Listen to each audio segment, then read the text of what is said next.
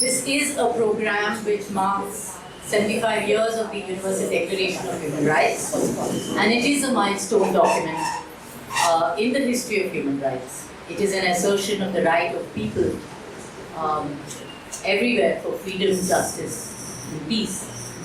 Actually, I shouldn't even be saying people, I could very precisely say human beings, as Hansa Mehta, who was one of the only 2 women delegates, apparently, in the UN Commission on Human Rights, which formulated the document. And she's supposed to have, she's credited with actually changing the phrase, all men are born free and equal, to all human beings are born free and equal, in Article 1 of the Universal Declaration of Human Rights. There are about 30, for some of you who may not have read all of them, and I'm not reading them here, but there are these absolutely wonderful posters that have been put out by students of the TISS. They're students of the first year BSW, and I believe they're part of the first course on human rights. Many of them are here, and we should really be thanking them for these very innovative ways in which they outline all those 30 articles. I hope you all get some time to be able to read all of them. So we are here while the world is still grappling with a lot of the horrors of war and violence, whether it is Palestine or even closer home, Manipur. And this is a reminder to us of how far we still need to travel. But nevertheless, PUCL is, and this effort that we have today is one small step really in that journey that we still need to make. So our program is hosted today by the PUCL Maharashtra and Free Speech Collective. And very briefly, I'd just like to introduce some of you all to both these organizations. Most of you are of course familiar with them. PUCL is the largest human rights organization in the country, and it began during the emergency, the declared emergency, I must say, of 1976. What we call, of course, the declared emergency. It is a long history of striving for civil liberties. In Maharashtra, it's been working from 2018, and in the context of today's program at least, it works on, it's very pertinent to mention that it's monitoring of prison rights, prison conditions in the state. Its report on prison conditions during COVID. The PILs which were filed for medical relief, release of prisoners, video conferencing for prisoners in the light of the lockdown due to the pandemic. Free Speech Collective, which also started in 2018, was set up to protect freedom of expression in India, and has reports which track and monitor freedom violations of free speech. It campaigns for free speech. It also supports and helps provide some sort of solidarity to individual journalists, bloggers, activists, artists, performers, organizations that face attacks on freedom of expression. So clearly we have our cutout for us. And over the last few years, a lot of our focus has been on arrests of journalists, especially with Free Speech Collective. We've had 15 journalists charged under the very draconian UAPA, Unlawful Activities Prevention Act. We've had well-known lawyers, academics, human rights defenders jailed with no sign of release. Some of them are on bail and some of them are in this room. We've had scores of Adivasis and citizens fighting for their land, for their livelihood, students, citizens from all walks of life, being criminalized merely for voicing their right to live and breathe freely. So it is in the fitness of things, I think, today to begin with reading of a book that has emerged from very extraordinary experience by any standards. Sudha Bharadwaj is a trade unionist, she's an activist, she's a lawyer, she's lived and worked amongst the people of Chhattisgarh for over 3 decades. She was the General Secretary of the PUCL from Chhattisgarh. She was a graduate in Integrated Maths at IIT Kanpur and decided to become a lawyer in the late 80s. She fought for land acquisition, environmental issues against very powerful corporates. And she was amongst the activists and lawyers, academics who were arrested on the 28th of August 2018 under the UAPA in the very contentious Bhima case. On 8 December 2021, after spending 3 years and 3 months in jail, she was granted bail by a special NIA court. She wrote from Phansi Yard, My Year with the Women in Yerawada, which is a collection of very interesting stories and observations from her year from November 2018 to February 2020. So we are going to be having a reading by a few passages from the book. We have Ratna Pathak Shah, who is an actor, director, co-founder of the Motley Theatre Group. She very easily straddles the world of stage, television, cinema, and from her very first film, Mandi, in 1983, to the very short film, Unpaused, for the life of people impacted due to the COVID-19 pandemic, which was on an OTT platform, so she's really travels so many media. She has a reputation for plain speaking, and I must tell you, I did a Google search to get a filmography I could read out and share with all of you. The first thing that popped up was an Instagram post which says, when I grow up, I want to be Ratna Pathak Shah.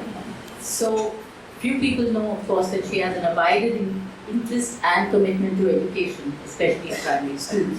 So, we are really happy to welcome Ratna for this discussion.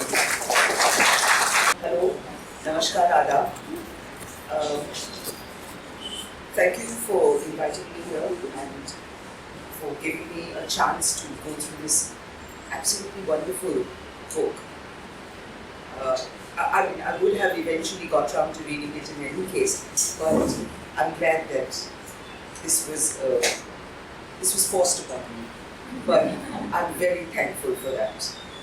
It's an extraordinary book, and it tells an extraordinary story with simplicity and compassion and a deep understanding of what it means to be an Indian. So this book, From Phansi Yard,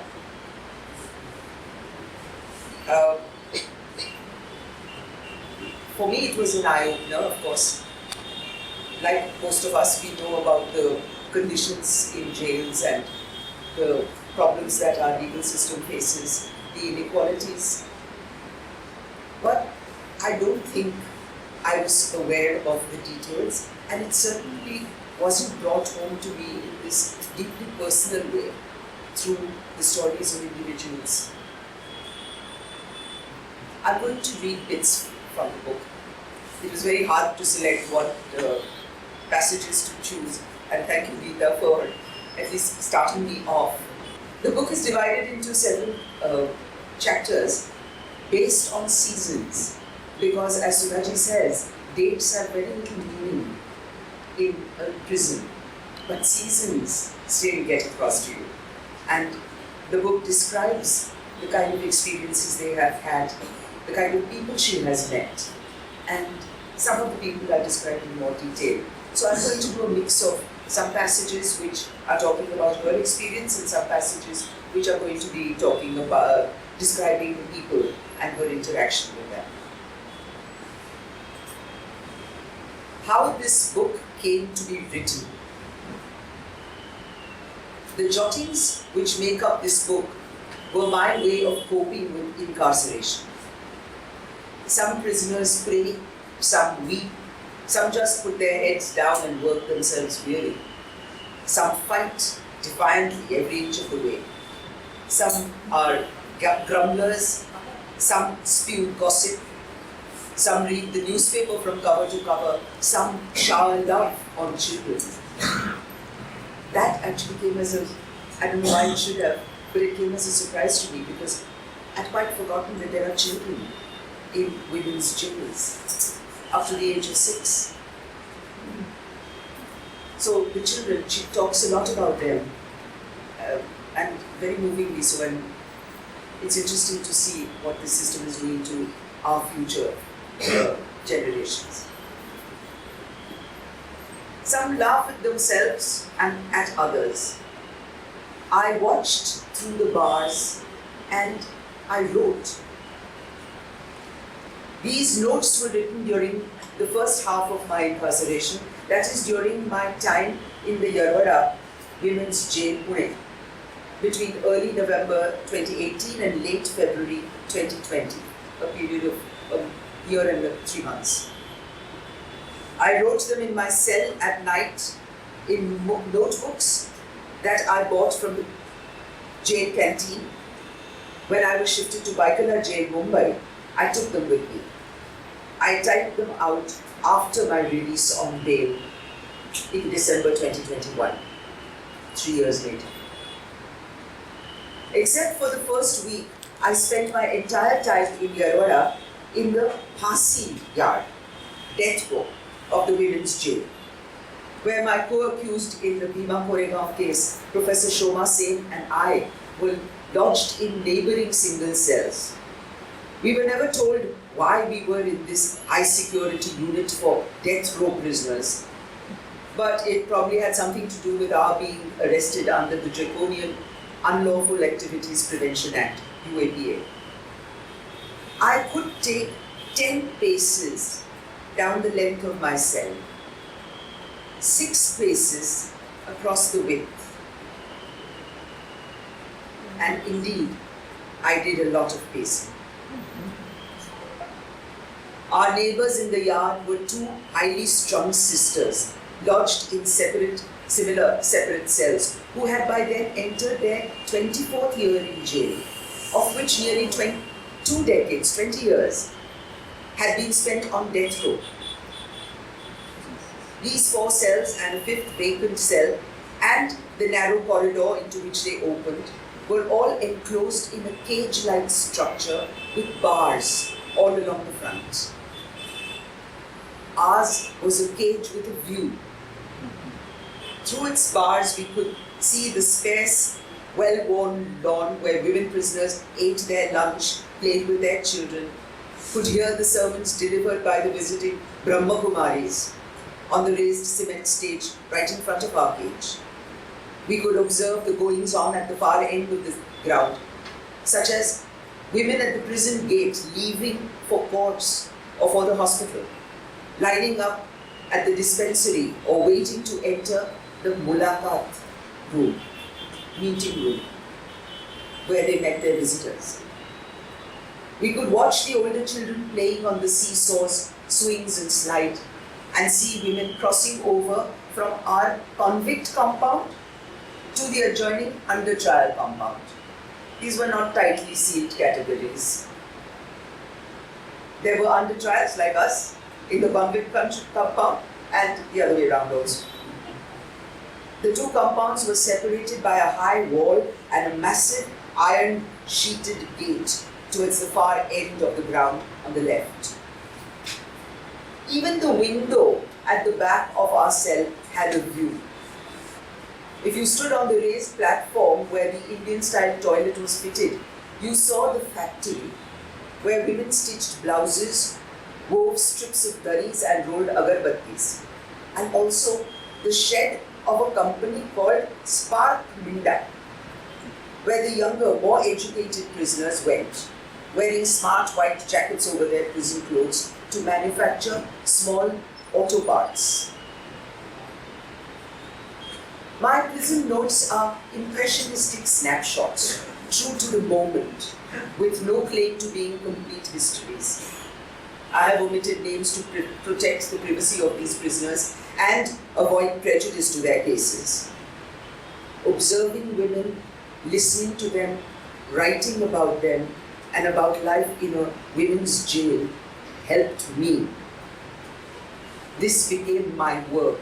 It gave me a sense of purpose. It calmed me. It helped me to understand where I was and It didn't leave any scope for self-pity. As a trade unionist for more than 3 decades and a human rights lawyer for nearly 2, it is not as if I was unaware of the injustices prisoners were subjected to and their sufferings. I knew many laws were unreasonable, even draconian. I knew that the quality of legal aid was poor. I knew that the actions of courts were often prejudiced against the poor, the Dalits and the minorities. I knew that courts looked at crimes within the family through a patriarchal lens. I knew. But being in prison made one understand the enormity of it all. The serious implications of these things on real human lives. And above all, the urgency for reform. This is not to say that the women were innocent or had not committed crimes. I did find, though, when I heard their stories, that a good number seemed to have been lured or forced or provoked into such crimes by their circumstances. In a more enlightened society than ours, the attitude towards crime would not be one of revenge or punishment, but of reform and rehabilitation. So I have, in my sketches of them, tried to treat these women not as criminals, but as human beings. I remember once in Vaikala when I was asked to sing, and I have a very loud singing voice. I sang, "Wo subha kabhi to aayegi." Someday that morning will dawn. Written by the poet Sahib Ludhianvi and sung in a Hindi film. When I came to the lines, "जेलों के बिना इस दुनिया की सरकार चलाई जाएगी, जेलों के बिना इस दुनिया की सरकार चलाई जाएगी." One day the world will be governed without jails. Not a single eye was dry. Here's one of the people she met and lived with. She's a big, dark woman with close-cropped hair.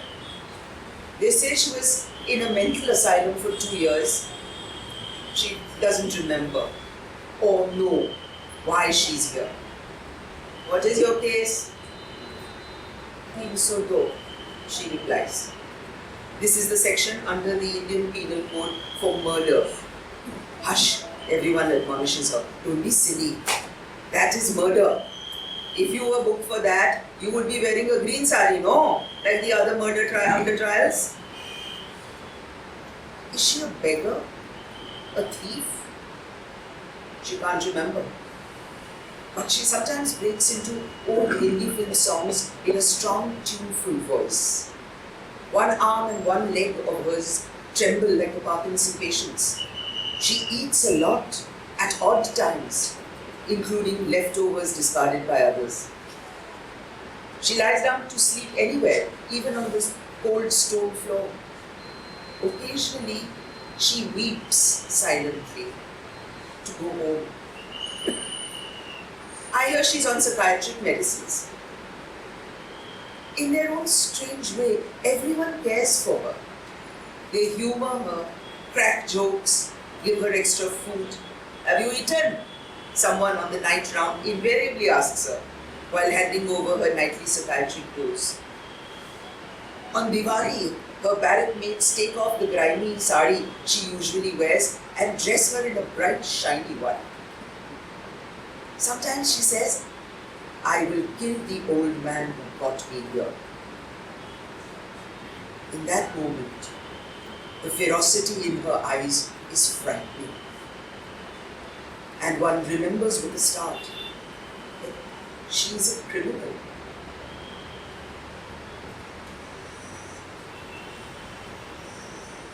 Rules, rules, rules.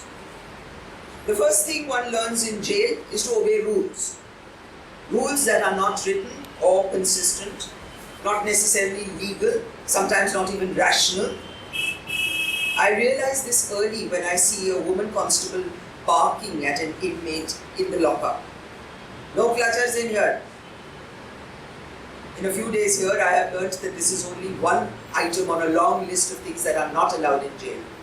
Nail cutter, scissors, sewing needle, spoon, safety pin, empty plastic covers, hair clips, fermented food, medicines not handed out from the dispensary, anything that can be used as a weapon to harm oneself or others. I heard that in male jails where corruption is rampant, powerful or wealthy prisoners seem to have access to all kinds of things, including drugs, mobile phones, and special food. But to be fair, I haven't seen much of this in the women's jail, apart from some slight preferential treatment. Rules are implemented by complex hierarchy. At the top are the senior madams, that is, the jailer and her assistants. Next, the head constable and the constables, Bais. Below them, the wardens, Tais. Convicts, given supervisory roles for the wage of rupees 1,500 per month and distinguished by the yellow saris they wear. Then come the prisoners who do jail work on a daily wage, sometimes help out informally. They also sneak on their fellow prisoners to the Bais and Tais in return for privileges. These layers of surveillance sow divisions among the jailed, making each prisoner suspect the next. It needs only a tiny pebble thrown into the seemingly calm pond for ripples to be formed that reach far and wide. But sometimes, when the women are gathered outside the barracks, grumbling, arguing loudly, laughing raucously, and when they take their own sweet time to go back inside the barrack at lock-up time, one senses the unease, nervousness, and anxiety in the voices of the staff trying to herd them in. Their instructions become louder, more frantic. Hey, you, go in quietly, stand in line, quiet, chop! Ultimately, the need for rules arises from fear. Fear of the potential power of an unpredictable collective. I often hear that prisoners used to be regularly beaten earlier in this jail. In the several months that I have been here, I have come across only one case of a constable seriously beating someone else. As usual, there was a fight over scarce water. A prisoner was washing her clothes in a bucket near the water tank, and some of the soapy water fell into another woman's clean water bucket. This second woman, an elderly woman known to be cantankerous, responded with a steady torrent of abuse. One of the young constables first tried to outshout her.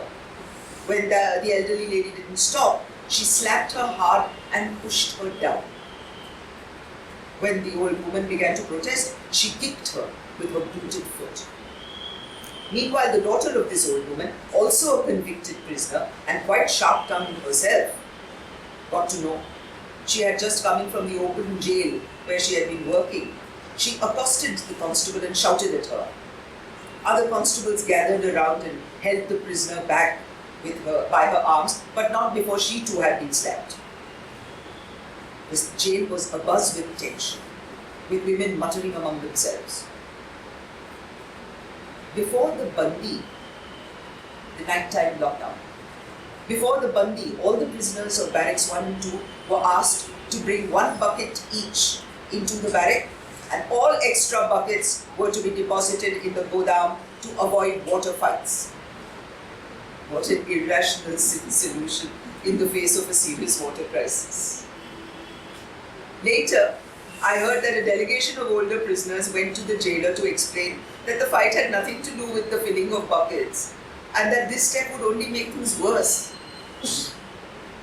The constable has never been publicly chastised, but hopefully she was reprimanded in private. Jharti. The biggest shock on entering jail is being subjected to a strip search. A thorough search not only means taking off all one's clothes, including underclothes, but also doing squats to show that nothing had been inserted into one's private parts. Also, one is expected to open up one's braid or hair bun to show that nothing has been hidden in the hair. All ornaments, wristwatches, etc. are of course confiscated and kept away at the stage of admission itself. These searches also happen when every time we leave for and return from port. Over several months, the shock recedes. One even becomes quite nonchalant about stripping in front of the other three or four prisoners who are being taken to the court in the same van. The thoroughness of the search depends on the mentality and the mood of the senior constable on duty. Many don't like seeing prisoners completely naked and ask them to replace their upper clothing before they take off the lower one. There are other kinds of searches too. Chhaddi, a word that encompasses every kind of search, is a regular and humiliating feature of jail life. Barracks are searched at least weekly, if not more frequently, and sometimes there are surprise searches. All prisoners are called out at closing time and the constables file into the barracks with their boots on. They open out all the rolled beddings, tip out the contents of all the bags, helter-skelter onto the floor. Usually they wear hankies over their mouths and leave with expressions of distaste writ large on their faces, shampooing their hands to wash themselves clean. What do they look for? Pieces of rope, twine, anything sharp that could be used as a weapon. Rotting food that people have stashed away. Extra sets of clothes. You're only allowed 2 sets. At the most, third good one for court. Often they encounter dirty bedding or clothes that haven't been washed. All such items, never mind if one protests, are carried out in a sack. Then the women file past for a body check and pat down before they return to sort out the terrible mess and fight vociferously over missing toothpaste tubes and bottles of pickle. Another pair of prisoners that Sudha ji has observed. Through the bars of the Phansi Yard, I spot this pair regularly, walking on the jail path that goes around the rectangular ground. The shorter, bespectacled, greying mother and her taller, plumper daughter in their green saris with hair done up in braids, always deep in conversation. The unmarried daughter is a doctor, the widowed mother a lawyer. Often they sit together reading the English newspaper that is allotted to their barracks. They don't do any chores. They are Brahmins, after all. And I discover they are not popular among their barrack mates. Yet disarmingly, both rush out with a blanket to catch a stray kitten that has got stranded on a tamarind tree. The daughter is particularly bouncy and rather childish. They had been sentenced to death earlier and were then lodged in the Phansi Yard in the 2 cells Shomadi and I now occupy.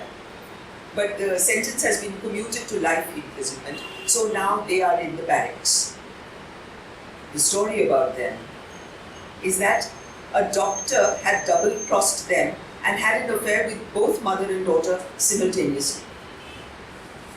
They are accused of chopping him up into bits and disposing his body in packets in different places in the Western Ghats. The head has never been found. He was a married man and the complainants are his family members. Once again I ask myself, what made them commit a crime of such vengeance?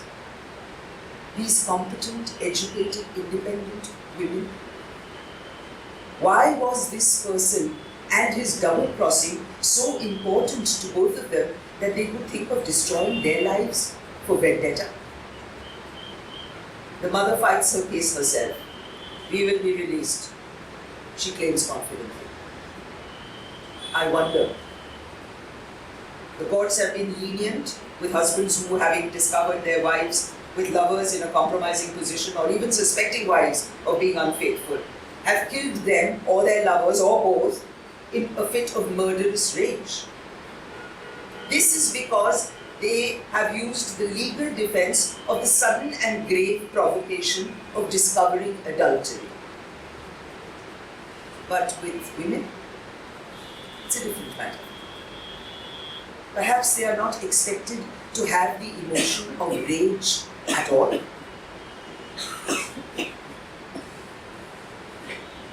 And finally, that lovely sense of humor that seeps in through this tale and which has probably helped keep her sane. Flying biryani. The lockups in the court are no better than the police lockup I was first taken to. Dingy, unlit, with barn stains and dust and assorted kachara in the corners and the world's most undisturbed cobwebs hanging down black with dust from the ceiling.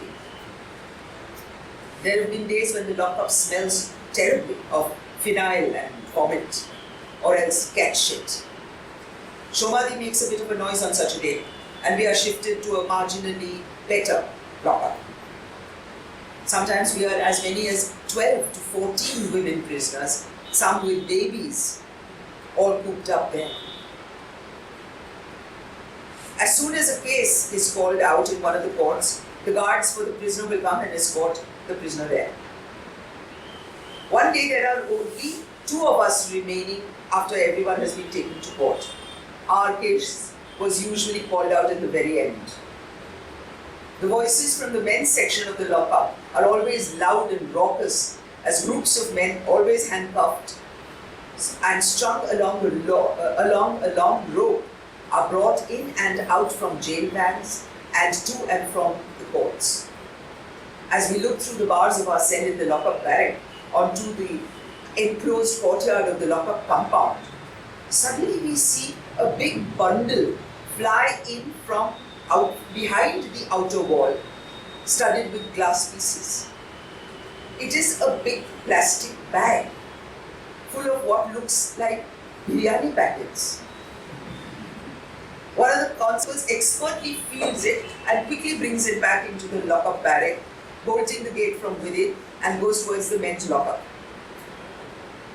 It seems some big dada has decided to treat all the prisoners, and of course all the police guards as well, to biryani.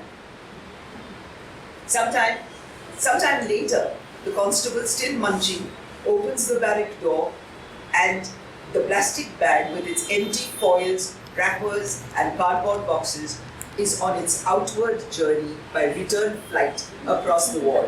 Whoosh! And that's a 6er.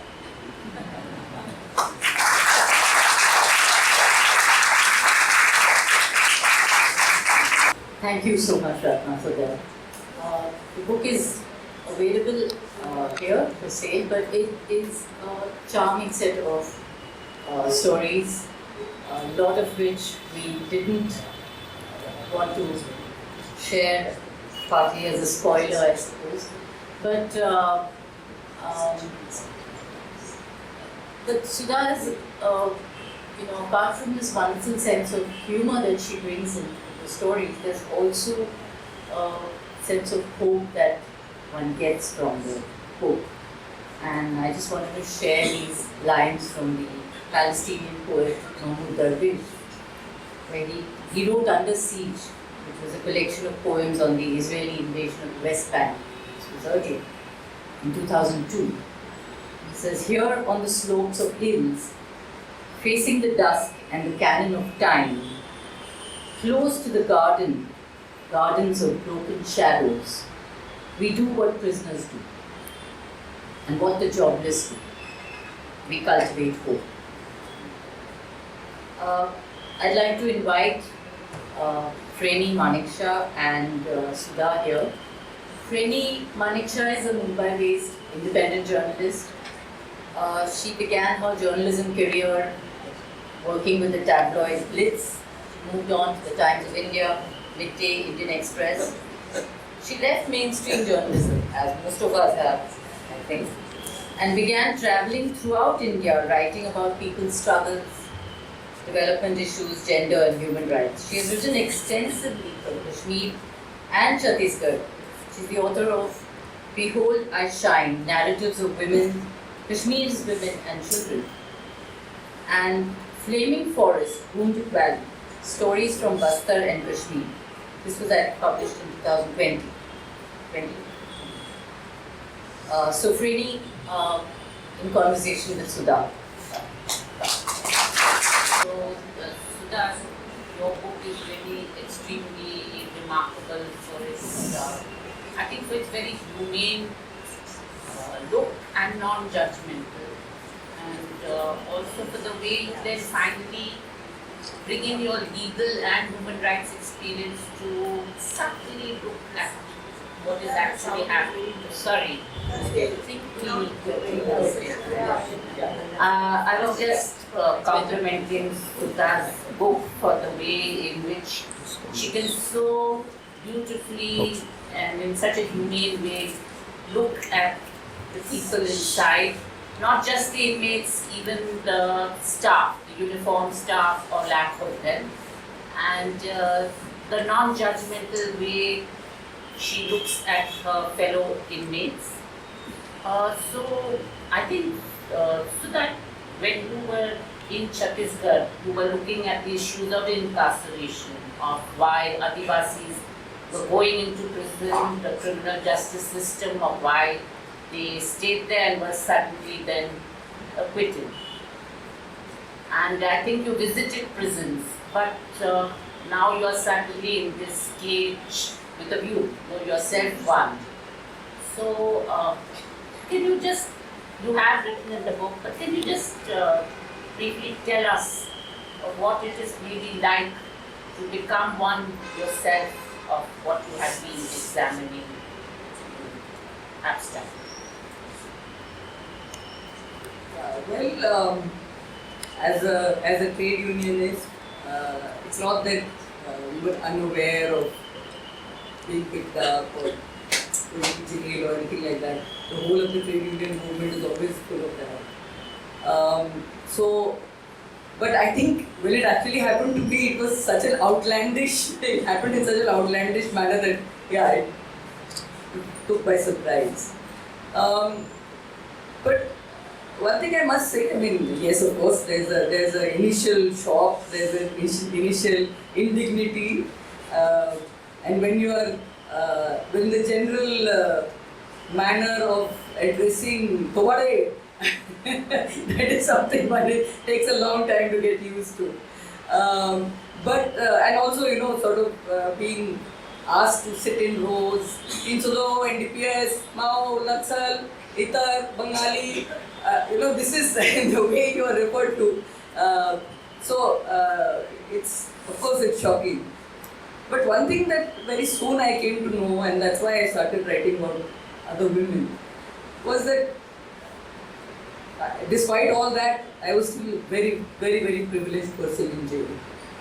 I could understand the legal process, however unjust I might feel it to be, but I could at least understand what was happening. I knew I had people of my organization, I had my friends, I had my daughter who would come and visit me. I knew people were trying to get me released. When I saw that sea of faces, many women had been abandoned. Large number of them were illiterate, and even if they were literate, they couldn't understand the language of their charge sheet. They couldn't understand Marathi. Maybe they understood Urdu, they understood Bengali, or they understood Kannada or some other language. And definitely not the legalese. Many of them didn't have lawyers. So that sense of hopelessness and powerlessness, you know, and that was something that I really came to admire. How do people cope? They look after their children, they make friendships, they survive that situation. कभी पानी नहीं रहता है, कभी मतलब you know, sometimes like I've written, one barrack is to be repaired, then everybody from that barrack is shoved into other barracks. You're ending up with something like 90 to 100 women in a place which is really supposed to be for 40. And how do they manage? But life goes on and they manage, and I must say, remarkable friendships are forged in the jail. We couldn't have survived without friendships. So yeah, it was a but as a lawyer, what hurt me the most was the legal aid, or rather the lack of the legal aid. I mean, we really need to make legal aid effective. And when we say legal aid, it doesn't just mean a lawyer standing there in the court. It means somebody who is effectively accountable to this prisoner, effectively representing this prisoner, coming there and asking her version of the events, coming to know whether that person is sick or a child has died or what does she require, what applications are to be moved, informing her of the status of the case. All that has to be done. It's very necessary, and that is something I couldn't have, I think, understood completely if I hadn't been in jail. I must say I had a spectacular rate of failure of bail applications. I wrote hundreds and hundreds of them, and not a single one worked. But yeah, that shows you what an uphill task it is and what we need to do. So, what I find really remarkable is that these friendships are forged even though you write that there is this regimentation in which they don't allow you to even talk to one another often, or they separate you. Would you say that there is this huge emphasis on punitive and that there is no human rights approach at all as a policy in jail? What would you say? Yeah, actually, we've nowadays we don't call our jails anymore. We call them correctional services. So we have at least corrected the name, but that's all we've corrected, not the content of it. It's called correctional services now. But for that you need a lot of reformatory staff. First of all, it's highly understaffed, and then what you have is the punitive stuff. You have the people in uniform who line you up, who lock you in, who take you out, who queue you up, who wrap you and keep you in check, basically. What you need are the other ones: the doctors, the counselors, the social workers, the legal aid lawyers, the teachers, the ones who can maybe pave the way back into the world for these women, particularly those who have been abandoned, who are left alone by their families, and particularly those who might have to go back to the same so-called illegal business of sex work, drug couriering, or whatever they were doing for which they have come there. What are the alternatives that we give them? Do we actually make efforts to provide them a secure atmosphere, a safe place, or make them capable that they can do something else, or to change that? So reformation is it really needs effort. It needs enormous effort, and it needs also an opening up of that jail space to civil society. I mean, now there is a concept of visitors going to jail, but that's hardly makes any sense. And even the NGOs who go are very much restricted. Even those who want to do good work might find it very difficult to really operate within a jail. So we need to, for example, counselors. I mean, we need counselors who can also be confidential, who should have a confidentiality with the prisoner.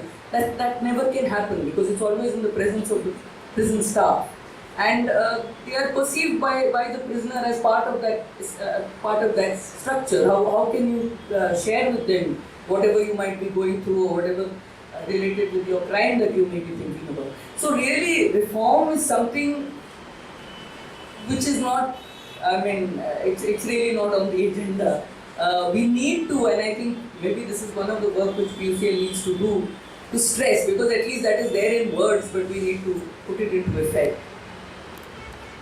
No, it also, and you use that word in the book, it seems that the whole approach is almost paternalistic, and even in the jail, though it's run by women, there's this patriarchal structure, it's moralistic. I think you could maybe talk about the dupatta or that, or the way you are not even allowed to dress, or the strict code that they enforce, Sushil Nari and that kind of concept.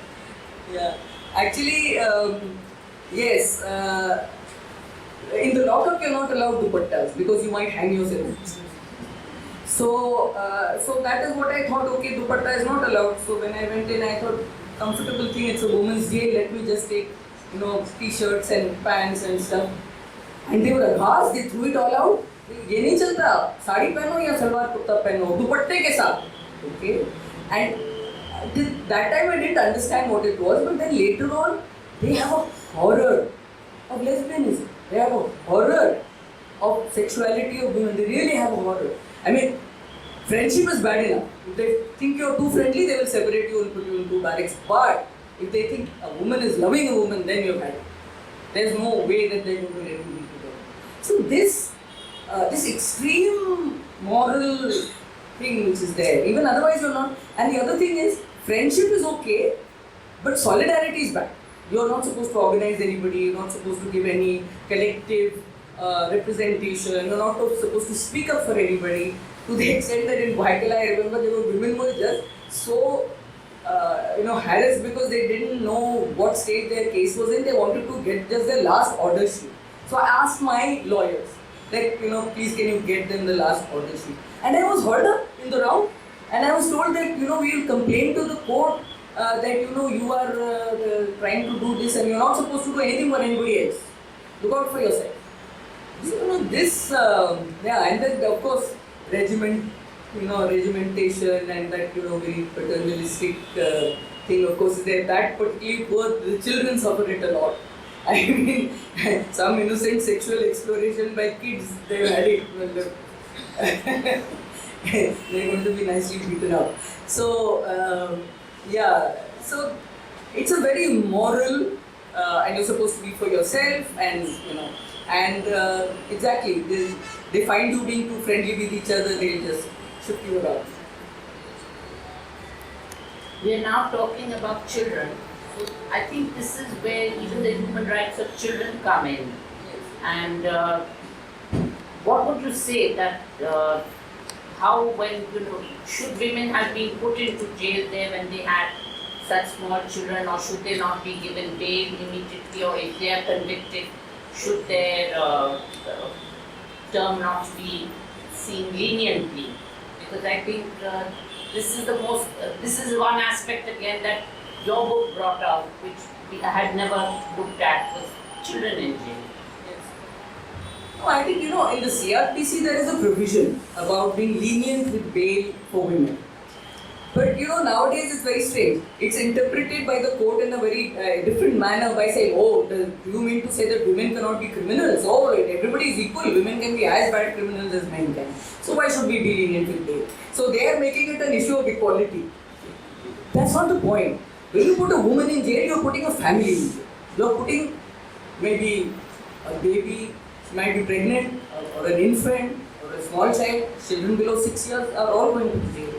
And I think this is one of the reasons why bail has to be considered in a more liberal manner. So many women I came across were the wives, oblique girlfriends, oblique mothers, oblique whatever of gangsters, for example. So they would be under very draconian provisions of the MACOCA, Maharashtra Control of Organized Crime. Obviously the gangster is absconding and will continue to abscond. He's not bothered that his wife is in jail. Point is that wife is bringing up a child there in the jail. Many of those women had come in with infants, and by the time we were in Yerawada Jail, the child is 4 years old, 5 years old, on the way out from the jail. But why keep that person? I mean, this is a concept. This is like keeping a legal hostage. The woman, they are very clear. The police know that the woman has no clue of what crime her husband has committed, what was the modus operandi. She can give no information about it. It is just to satisfy the conscience that one person in a MACOCA case is arrested. That is all. And of course, in certain cases, the husband has been clever enough to purchase from the proceeds of crime property in her name. Okay, then you attach the property, but let her out. I mean, surely the court has to find ways to see that a woman and her children are not being made to suffer in this manner. So, one woman I've written about came to know that her husband was a gangster when she was called by the police station and confronted with two other women sitting there and told, your husband has these wives in different cities. Can you imagine the shock for that woman? And she's suddenly, this is the first time she's heard of this side of her husband. So, what is the point of keeping such people in jail? Unfortunately, there are a large number of such women, and it really, changes the life of their children forever. One last question. Could you just elaborate, on access to justice? You said that until you went in yourself, you didn't understand how this, even in such mundane, small ways, which could easily be rectified, you were denied, women were being denied this access to their lawyer, or especially when they came to court. Yeah, one thing which I found very shocking was when, and this is mostly in Baikala jail, about which I have not written, because as I said, when I went to Baikala, then I became Vakil auntie and I was in the barrack. So then I thought it not proper of me as a lawyer to write about those applications I was writing. So I stopped. But many a time, women did not know the name of their legal aid lawyer, they didn't have a phone number, they didn't have an address, they could not communicate with their lawyer. It was a completely one-way communication. If they were taken to, at least in a sessions court, they were taken to court. And if the legal aid lawyer is kind enough to come there, good, then at least there's a chance. But this simple thing, and of course I do understand, there's a reason for it. Legal aid lawyers are very poorly paid. There are no margins for them to even take photocopies of documents or,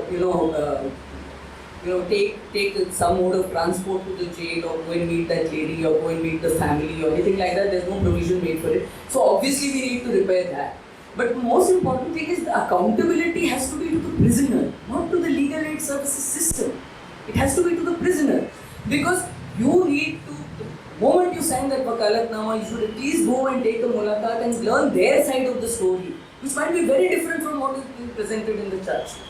Then you need to explain to them when the charge sheet comes that now what are your options, what are you supposed to do. You should inform them at least of the updates, what is happening, and you should be accessible that at least when something happens serious to them, they're unwell, they're being hospitalized, their child has died, some family member, so that you can move an application.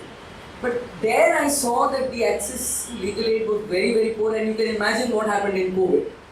Then there was a total pause. It was like pressing a pause button for an entire, couple of years. Nobody was being taken to jail, no mulakat was coming, no lawyer was coming, thanks to the PUCL. And this is where, sometimes we think it's a small thing we have done, but how important it is. The PUCL approached the Maharashtra High Court and made sure that phone calls of 10 minutes would be there. And so those phone calls of 10 minutes were like the lifeline of those prisoners. They could get to know what is happening in my family, what's going on. They really used to wait for it. Because on the first day of the lockdown, I remember it was a crazy sight. All the prisoners came out banging thalis and shouting, "Ghar jaane do, hum ghar jaake marenge, apne ghar mein hi marenge ja karke. Please let us go, please let us go." And it's only they refused lunch, breakfast, lunch, everything.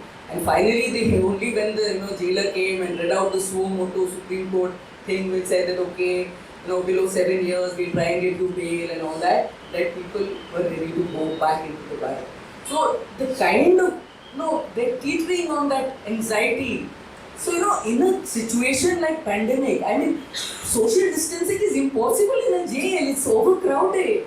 There are lines for everything. You are in a coffin-sized space with the other people right on either side of you. And this is in a women's jail. And you can ask, what is the condition in a men's jail? You don't even have space to turn over in a men's jail. At least in a women's jail, you can sleep flat on your back. So, it's, what are we thinking about? It's so unfortunate that even after a high-power committee was formed here, really no relief could be given to prisoners. And we really need to think about what is happening behind those walls, which is so closed. Nobody gets to find out what is happening there. How do we, improve legal aid? How do we really bring some relief? Thank you. We could go on and on, but I think we'll take questions.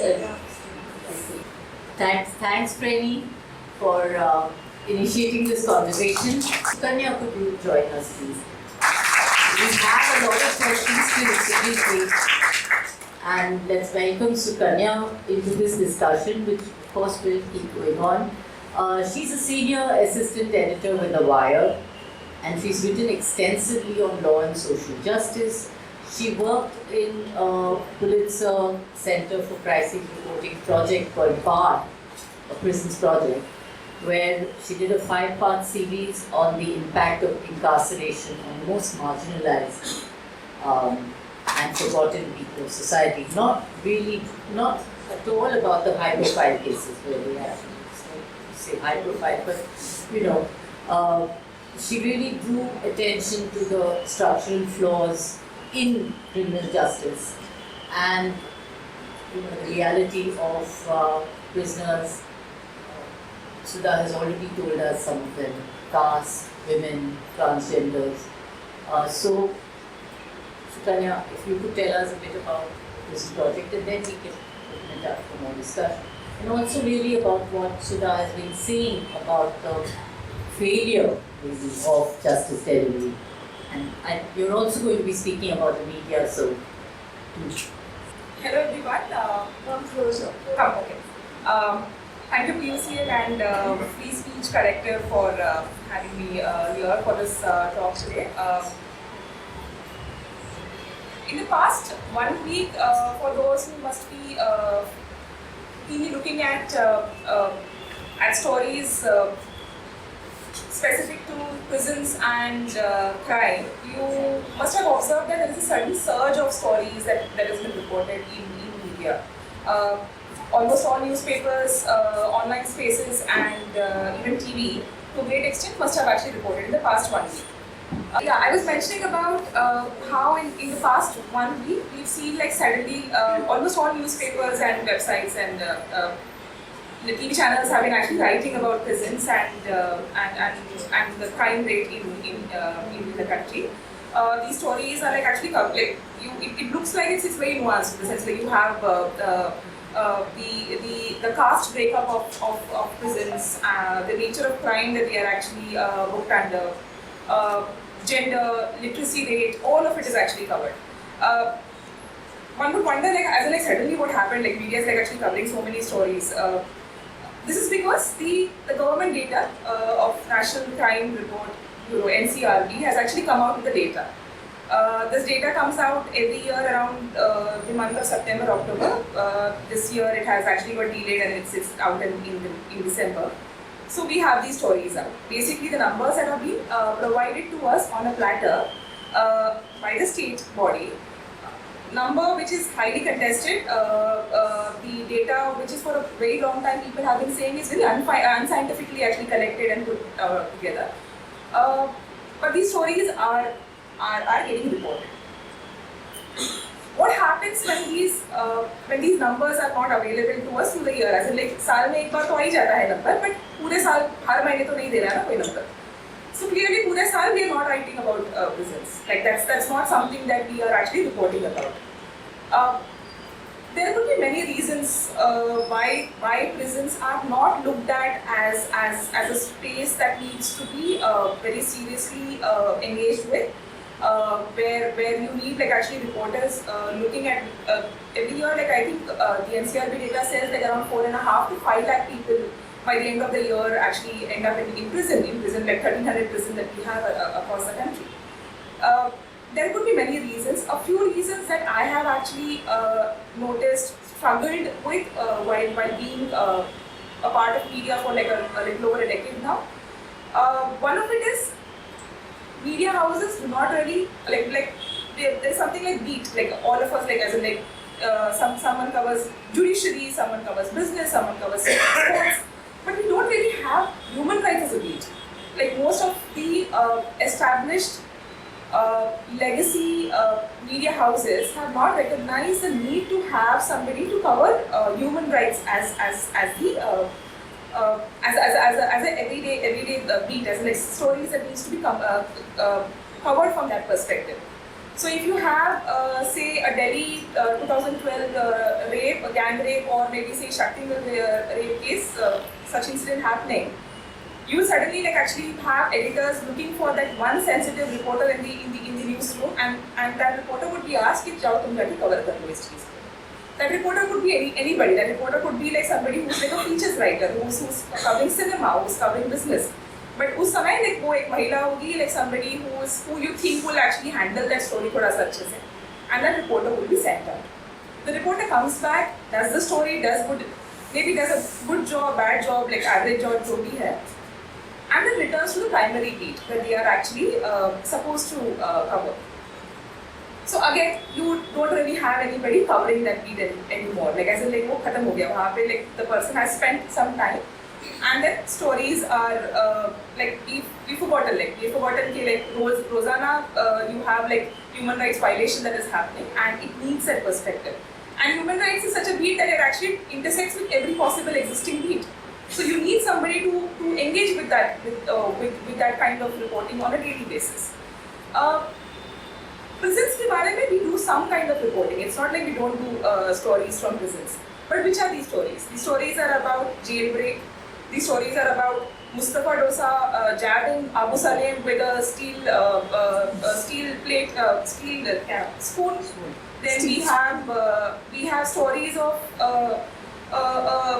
underworld don traveling from one jail to another, or on the way getting married to somebody.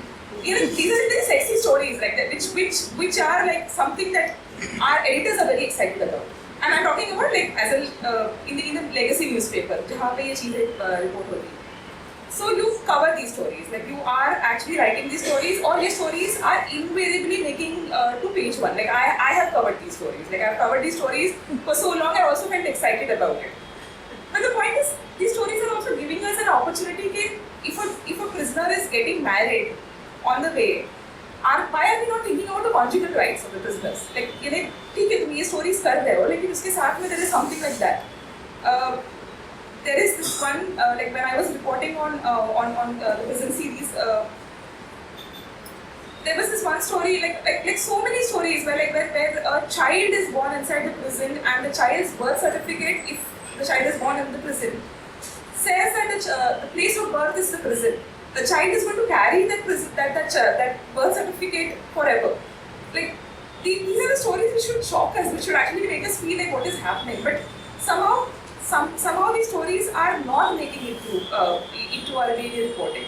And these are very sexy stories. If sexy is the term that I could actually use here, like these are like really exciting stories to work on, but one is not able to do it. Why are so many transgender women actually like locked up in prisons meant for like for men?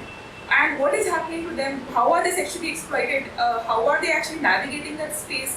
ये चीज़ों के लिए we don't really have enough we don't have enough appetite in our newspapers. For this, like I also feel that why are our editors, why are our reporters the way? Like when I say our, like I'm also like actually considering myself in the question that why are we the way we are? It leads to like a more serious question of who are these editors? Who are these reporters?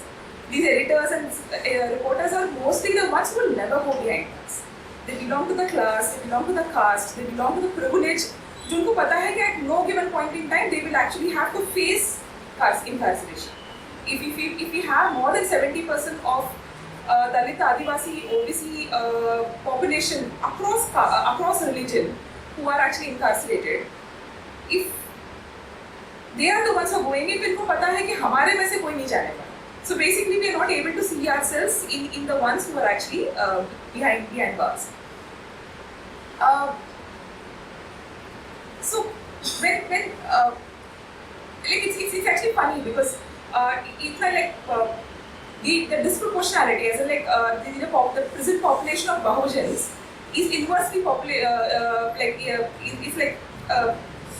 it's like you can actually say like you can actually say like its opposite is seen in inside in media houses. You don't have like Bahujan reporters who are actually like representing any of these media houses. There are some stories that are written like with like a lot. Like I know of some reporters who are like doing a brilliant job. Like there's somebody in Indian Express, Sadak Modar. There is somebody in India Spent who's actually doing a very good job. But also, like I said, like if I may take the liberty, like these are also the reporters who actually belong to the community that is getting that is actually facing the carceral system a lot more closely than say the privileged identities that we see around us.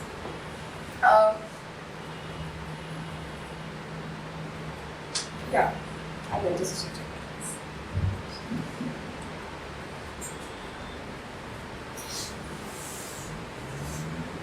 So yeah, also another thing that I understand is prisons, because it's not understood, human rights is not understood as a beat as per se. Prisons more specifically is looked at as a part of crime and police reporting, which we know is extremely problematic because our crime reporters, our reporters who actually cover police beat are hobnobbing only with the policemen, are only talking to only the officials are actually giving their official version, and that is, it's primarily like stenography, like they tell us something and we are actually writing that every day. Again, I have been a crime reporter, I know like exactly like how I have actually covered it, and I can say like it is like really like it's terrible what we have done there, like and how it is so problematic. Jail too is also looked at in the same way. Like I think, जो crime report करता है, somebody who's actually say covering Thane suburbs will be given Thane jail. Somebody who's covering Kalyan suburbs will be given like Kalyan jail. Somebody who's covering like central Mumbai will be given Arthur Road jail.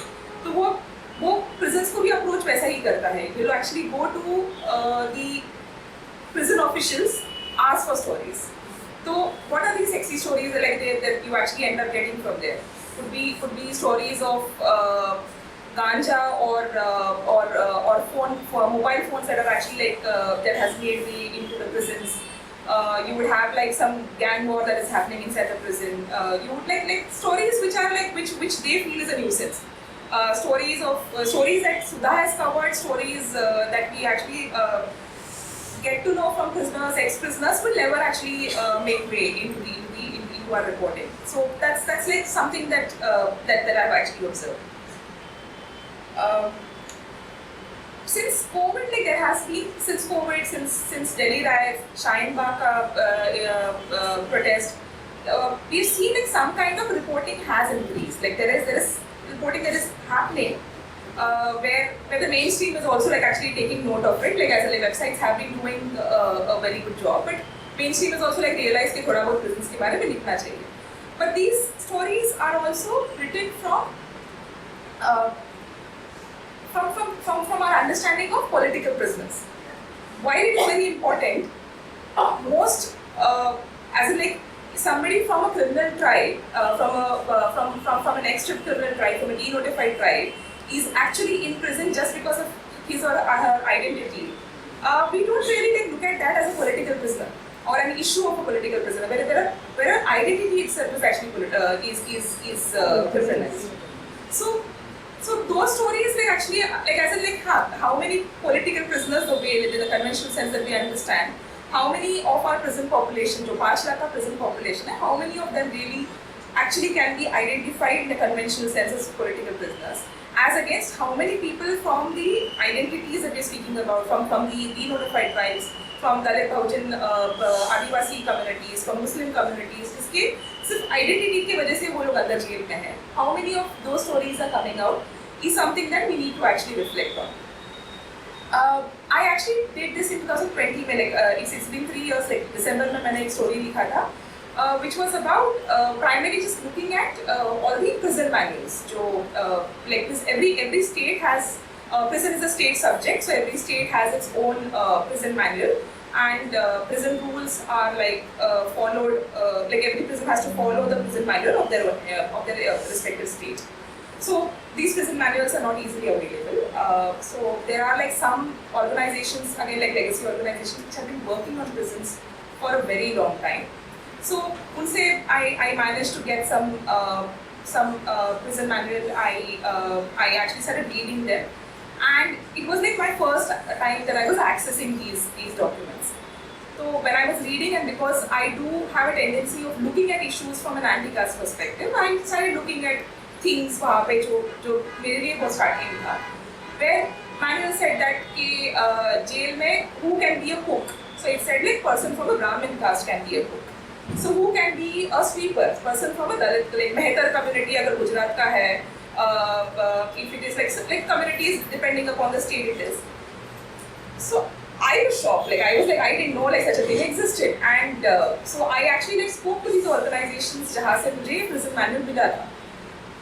When I speak to them, they have noticed it. It's not that they have not noticed it, but it is not it's still not like actually being worked on, and these organizations are working on prisons for 30, 40, 50 years. But ये चीज़ को, and it's unconstitutional to have like caste-based segregation, to have caste-based occupation by law बोल रहे हो कि आपने ये करना है. So then both, and these are the organizations which actually, even the ones who are willing to write about these issues, for us, like these NGOs are the ones which are actually giving us the material to actually write the story. But somehow when you realize that they have, I don't know if I should say refuse, but they have like completely like blocked their minds out completely to engage with these issues. Then one wonders, like, you know, again, are our NGOs or are our academic spaces which are actually talking about prisons also the ones who are not going to be sent behind bars? Like these are again like the privileged class. Like one wonders, like one has to like actually think about these issues a little more seriously. So yeah, so as in like it might look like I have like I just opened like a complaint box and I'm actually talking about issues in a certain way. There are some efforts that are made like actually to have like some good like coverage around prisons too. So like I'll actually end up like with one example. In 2009, a special court was set up in Mumbai to try Ajmal Kasab, and this was set up inside the jail. This was done for the second time, I suppose, in Mumbai after the 1993 blast. So almost every newspapers, every channels, every big, small, like every organization who had like people like reporters working for them were deputed on that job. So all of us would go in, and I was like a cover reporter. I had just begun my career, and we would go inside like so, and then we were spared. Like we were asked to like not report on anything else, but सुबह से शाम तक वहाँ बैठना है, bring out every possible story. It was like a big thing. हम सुबह जाते हैं like at 10 o'clock to 10:30 हमको अंदर ले जाते थे, and then by 5 o'clock we would come out. And we would have a lot of stories. Like every day, like just looking at Ajmal Kasab and like just staring at him, and if he makes like कुछ expression आ गया तो वो भी story हमारा हो जाता था. So then at that time there were two other people who were actually implicated in the same case. Later it turned out they were acquitted, and it turned out like the police ने Phansi case लगाया था उन पे. These two people were represented by persons were represented by Shahid Azmi. Like Shahid Azmi, who later actually got killed. So Shahid was a brilliant lawyer. Shahid actually started, he knew like ये लोग निकलने वाले हैं, but he also looked at it as an opportunity to bring out every possible human rights violation that one could think of, one could notice, one could identify inside in that courtroom. So he started like, talking about everything possible. He started talking about from illegal detention से लेकर he also nudged Kasab's lawyer, who was a state-appointed lawyer, to talk about his age. Ajmal Kasab's age was like it was contested. यानी वो 18 साल से छोटा हो सकता है. And if he was below 18, then what is he doing in a court meant for adults?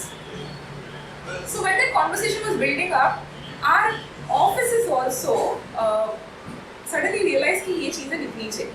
And then we were asked to like actually look at like different things. So तुम prison में अंदर जाने की कोशिश करो, like you are getting an access, find out stories, like look at like different varieties, look at different things that you can report on. So we would do that. We were like actually reporting it on a daily basis. Suddenly, that whole thing about but like terror accused was humanized, was looked at from an angle of a prisoner who perhaps has rights. वैसा वाला reporting आने लगा और ये reporting उनको Times of India में भी दिखाई दिया. ये reporting was seen in like Indian Express also. Like we saw it in every paper. Suddenly, the special PP who's notorious, who's known to be doing like really notorious things, he goes on a Marathi channel and he says that Kasab is asking for biryani. The moment that story came out, like how dare a prisoner, a terrorist who's actually killed so many people, ask for food of his choice? That became a story.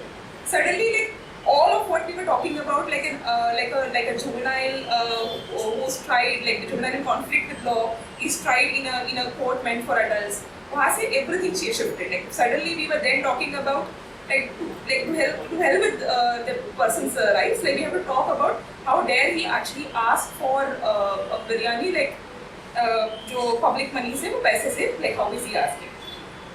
Later, Caravan had actually done a story where I suppose he actually went there saying कि मैंने झूठ बोला था. Because I've never asked for biryani. So yeah, so like as a like you have like a set of editors जो थोड़ा सा like you are able to like actually like just like take them to the side of like थोड़ा सा human rights की तरफ भी देख लो type, and then you have like these stories coming up and then you're like okay fine, that's the square. Thank you.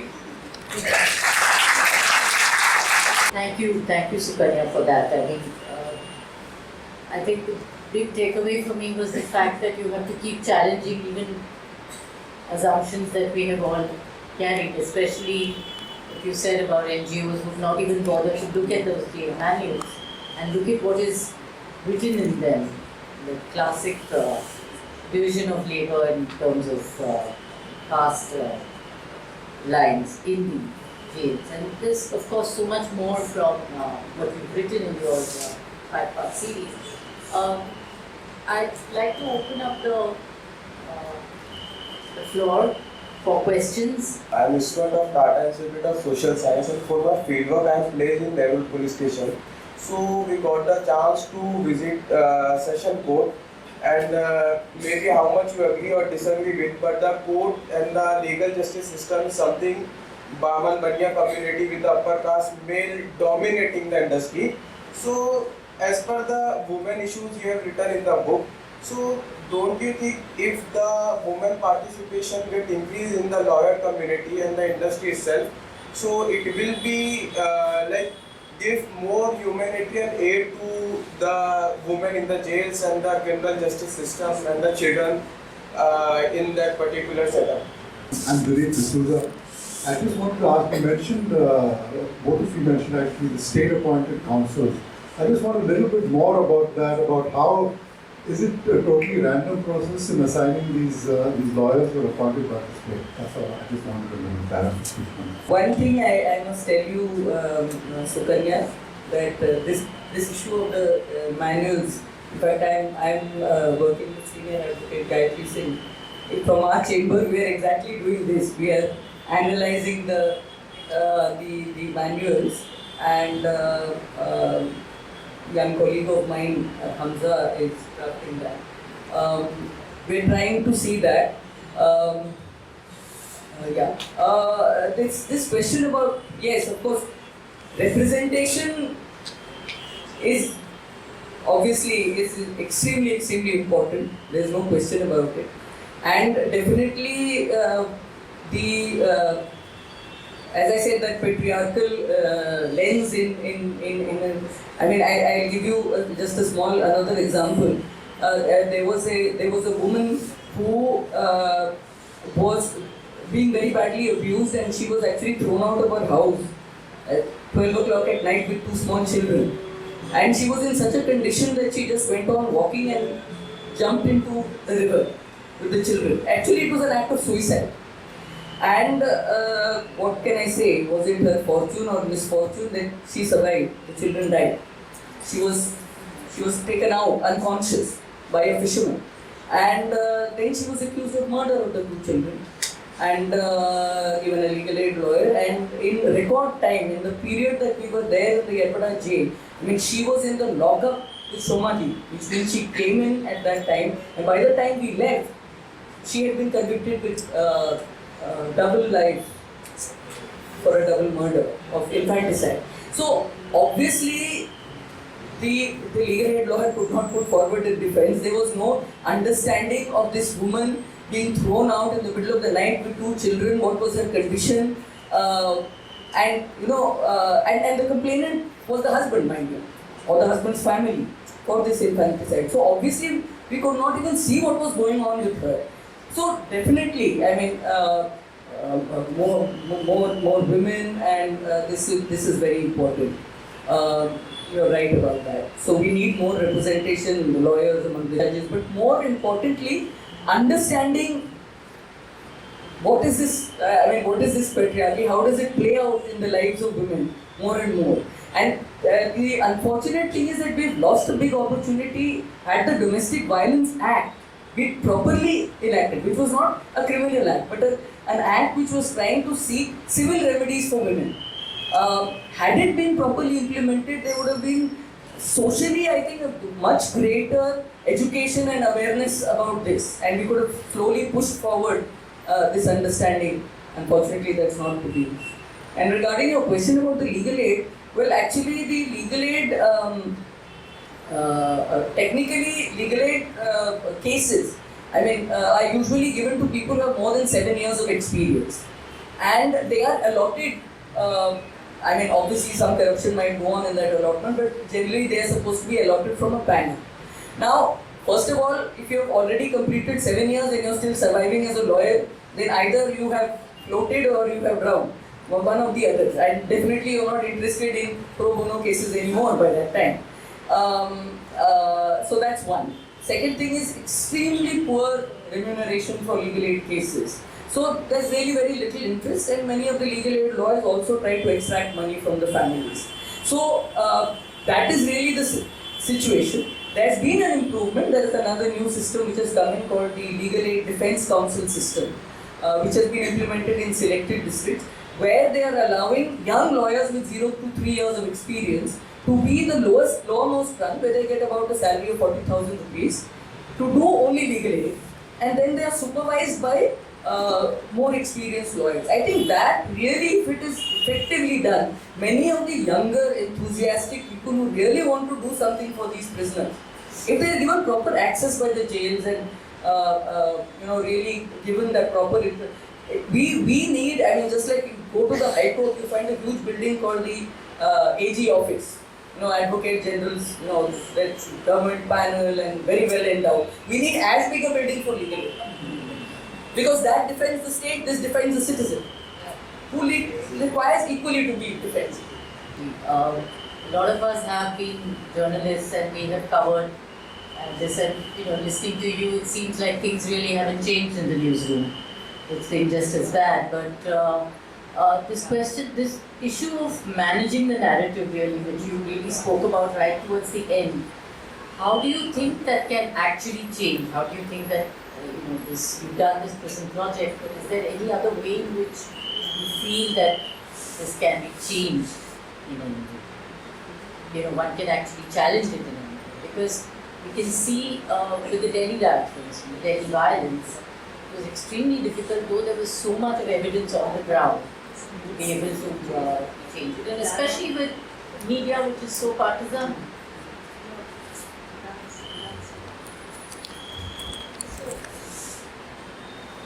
Actually be a repetition of what I spoke somewhere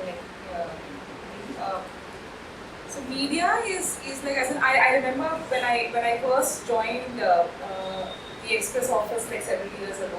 I remember going back to my my sister and saying that like इस office में सब लोग एक जैसे ही दिखते हैं, सबका एक जैसा ही खाना है, सबका एक जैसा ही एजुकेशन है. And something that I did not actually come from, from belonging to a Southern community, that is something that बहुत दूर का लग रहा था वो चीजें मेरे को. It continues to be the same. So unless we diversify these spaces, I don't think that वो sensitivity आने वाला है. That's like it goes back to the same thing. One needs to actually keep looking at these spaces and making it democratic in true sense. We really need people coming from communities which will never have representation otherwise. Some organizations have been doing doing this very consciously. I'm a part of this one Baujan writers group where we are like some 20 reporters who are like across different media houses and we are working and पूरा time तो like and we are reporting on these issues. So पूरा time we are also like talking about like how can we make this group grow from 20 to 40 to 40 to 80. Like so that's like something that we constantly talk about, and I think that is narrative will also change if you have people coming from different backgrounds where you are challenging the existing narrative, and existing narrative is not getting challenged. We know that. Why is it not getting challenged? We know the answer to that. So it's time that we start reflecting on that and like actually like making that change. Those changes is something that I think. All of us have listened to you. Some of us have read your book. How did you? Was it something that you just sat down and what was that process? How did you manage to actually write all these? I'm actually surprised to see it as a book. I didn't think of it as a book. I thought of it. See, from a very young age, I've been associated with organizations, with the trade union movement since the age of 25 or so.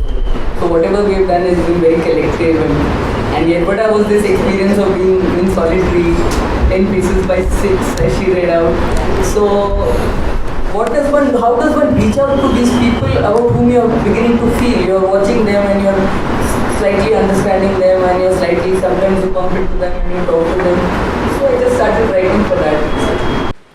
When I went to Baikala and there was more practical material help I could give people, I started writing applications. I stopped writing stories. Yeah. So I never actually thought, I'm happy that it's become a book, and like I was just telling Ratna ji that once it's written, it's has a life of its own. So when I'm hearing it, I'm not even feeling that I've written it. So it's as if it's something else. I'm just glad that, and I think the point Sukanya has made, I think that is very, very important. And actually, throughout the book also you will find this about the Parthis, about the Kundewalis, who earlier used to do manual scavenging in the jail. In Yerawada, the sanitation workers are still called Kundewalis because actually in those cells earlier there was no latrine. There was a kunda. And that was there. Those women who had been there for 24, 25 years. I mean, till a few years back, it was still a kunda. And the kunda had to be removed. So it was a manual scavenging within the jail. It was happening. अभी ठीक है, पानी आ गया, latrine आ गया. इसमें भी the kundawalis, who are the people who do that work? Yes, usually DNT, OBC, SC/ST community, women. In our case, there was a woman from the Badar caste, Badar community who was doing that work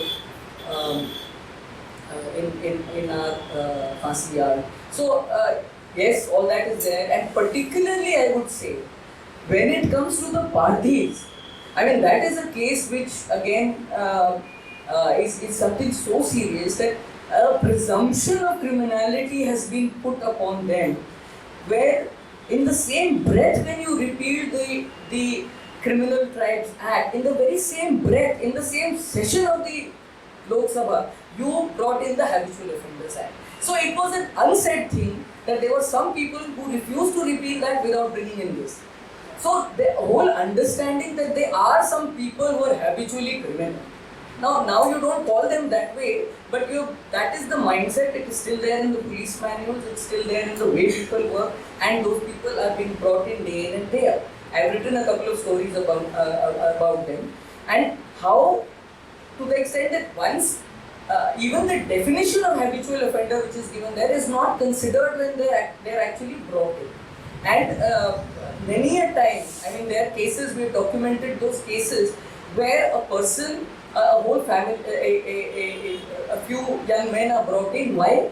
A tailor has said that somebody came and stole his shirt. He doesn't know the face. But so the nearest Parthi habitation people are picked up and brought in. Okay, maybe they get bail, but they're acquitted after 11 years from the theft of a shirt regarding which you don't know anything. that person has not seen the face also. Why are you doing this? And then when a number of cases will accumulate against that person, you'll say, okay, now extern them. Now make them fill up a bond as habitual, or whatever it is. So this is something. I mean, this criminality associated with identity is something very important here. My question is a little different in the sense that when we talk about human rights, and I don't know, this is my personal perception, that today are there any human rights and are they trivialized? Is there any such thing as justice? When you're talking about these kind of cases, for 11 years, you're behind bars, the best part of your life is lost. So, my entire understanding is, the killings and the murderings that are going on in Manipur, just to widen the context of it, all in Palestine, or what is happening in our country, you only feel that if there is a power, there is somebody with power and somebody with a voice out there to get you out of the situation. You see? Because look at the media, the movement of the media, the reporting of the media. So, can you throw some light on that? Firstly, Zina, is there justice? No. Should we strive towards justice? Yes, yes, yes. I can't say anything more than that. we need to try to get to justice. Human beings can't live without justice. We can't live without. We need to try to strive towards justice. It's an uphill task, and sometimes it's like Sisyphus. You go up and you go down, and you go up and you go down, but we have to keep. When Ratna was reading, and I've seen I've read part of the book because I purchased it a while back, and so then I have talked, all my experiences as a student in TISS. I have spent 1 year doing field work in Arthur Road, and for the next, I think for 9 years after I joined TISS, I was supervising students in Arthur Road and in Baikera prison, so going there almost every Monday or Tuesday for 9 years. So I have, a very first-hand understanding of whatever you've talked about, and I am so grateful because, it's the political prisoners who have actually gone in, and because of that, their stories, that even these issues are coming to light. Otherwise, they're part of either academic conferences, okay, or they're part of, prison policy making. But never, these stories never come into popular media or spaces like this. So I think it's a very important contribution. The other story the other point that I wanted to ask is, what role do you think organizations like Prayas, because that's our field action project, and you may have, because on one hand you have to engage with that system can control access. So the moment you are talking about issues of rights, and you're talking about, even forget rights, even humanizing. I mean, I know, the kind of efforts, like for example, mental health. If a woman is aggressive because of mental health, she's severely beaten up. And if she's absolutely quiet but having with depression, she's kind of ignored. So you've seen those kinds of things. So what role, and because you also have to, do this delicate balance, and the entire concept of, are we looking at restorative justice then when we are looking at prison reforms, so that we have other options? The issue that Brunel has raised, yes, there are some NGOs in Yerawada also, we had some NGOs in Baikala also. And I know that there are many well-meaning institutions. The problem is that often they are at the mercy for access with the jail administration, which means jail administration places restrictions as and when they please. And unless you keep in the good books of the jail administration, you can't get to do it. So it becomes a very, it's like self-censorship. it's it becomes something that you also start for example, even if you hear of some kind of a violation or something inside the jail, it's very difficult for you to openly bring it up, because then you fear that next time you will not be allowed to enter the jail. Now, that is why I am saying we need to open up the prisons to civil society monitoring, something independent of the jail administration. And the other thing is that the fact that when you are under trial, you are supposed to be in judicial custody. That means that the court has a responsibility towards that person in the jail. And this is another thing that I must say, that a lot of people have been very enthusiastic about video conferencing and all that. Please understand, coming to the court is one of the few freedoms that prisoner has. They get to talk to their lawyer, they get to see their family, they get to, and if you are going to make everything in the jail, कि आने की भी ज़रूरत नहीं है. Please remember, the video conference is in a room where you're surrounded by jail officials. There's a lot of noise. Half the time when we did video conferencing, we couldn't even hear what the judge was saying. The camera is fixated on the judge. You don't even know whether your lawyer is there in the room or not. Who else is there? Are your co-accused there? How do you have a confidential discussion with your lawyer, which is so important for you? So please, so this, so having a real grievance mechanism, having a real monitoring of the situation in the jails has to happen, and that really has to happen through some kind of independent, for example, that also I have written about the rounds. Many times we used to have rounds in the jail, the human rights round, the district judges round.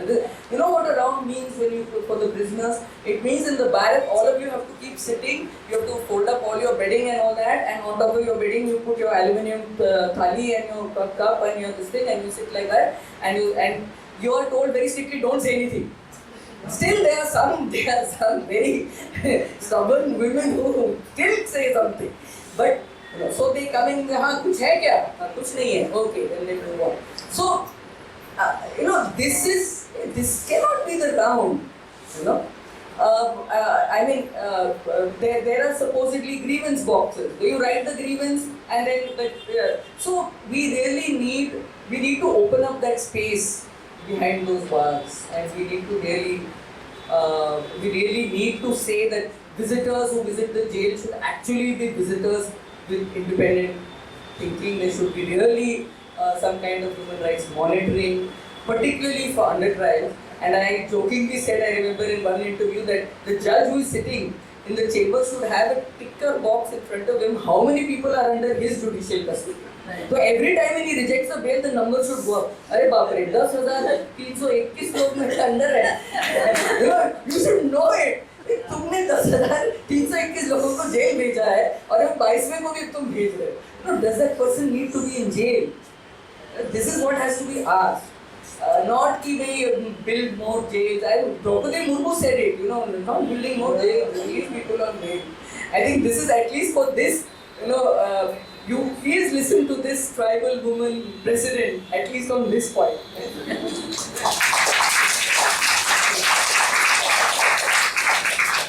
Thank you all. Come to the end of today's program, and definitely a lot of the discussion that has opened up on the desperate need for reform in jail. The NCRT data that came out, which Sukanya referred to, Maharashtra's figures are dismal. They are among the third largest jail population in the country. Incredible. Sorry? Custodial, that's death row, people on death row in Maharashtra. So there's a lot that needs to be done. And hopefully this will help us to start that very, very important conversation that really has to happen, and then towards some discussion for reform. Before I end, I do want to thank the Loyola Center and the parish here who have given us the space to have this. very quickly agreed when we had approached them, so it's really something that we are very grateful for. We have a few other admin issues which I'd like to ask Lara, who is the Secretary of PUCL. Thank you so much. I think the session was immensely engaging, and I thank all the speakers, and I think Geeta's already done the whole round of thanks, but I'd also like to thank Geeta. Thank you very much for moderating this, and I must also thank her because she's the one who approached us with the idea. So thank you very much, Geeta. This was really worth it. And just a couple of things. So we have some free bookmarks there, so please pick them up before your leave. Please take them. There are also the Sudha's books. If you have not got a chance to go and pick them up, I would suggest you just visit the stall there. Janaki has place the table there with the books. So please do pick up a copy and let others also know about the book. I think it's a very important read. Also, we have a poster out there which talks about the kind of work that PUCL does. PUCL has been engaged in democratic rights and civil liberties works since the 1970s. And my appeal to you is to join us, join our efforts, please join our organization. We have a lot of such activities coming up. We've been doing litigation advocacy, but apart from that, we've been doing all kinds of advocacy, including holding these public meetings, coming up with reports on several issues, working on various issues on apart from prisoners' rights as well, on free speech, on freedom of association, right to protest, environmental rights, and several other issues. So please also visit our website www.pucl.org. You will find many of our PUCL Maharashtra reports there as well.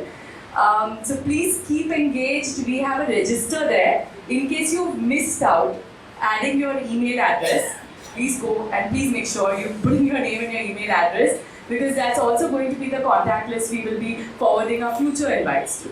So thanks so much for coming, and a big round of applause to Sudha. Sudha